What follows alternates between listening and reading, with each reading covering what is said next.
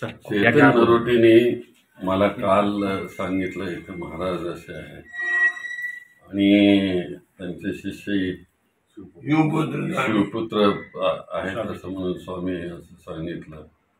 म्हटलं ह्या ना, म्हटलं मला माहितीच नाही, एवढे वर्ष मी इथं राहतो, आज 83 वय होत आलं माझं, तर म्हटलं आपण उद्या जाऊया.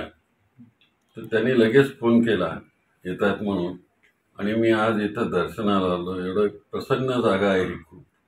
आणि आज तळघराती जाऊन स्वामीजींचं दर्शन घेतलं आणि तळघराच्या वर इथं आलो, जिवंत स्वामीजींचं दर्शन घेतलं. आणि त्यांनी प्रणितीला शुभेच्छा दिल्यात. प्रणिती भेटायला येईल, त्यांचा आशीर्वाद घ्यायला येईल, याच्यापेक्षा काय दुसरं नाही.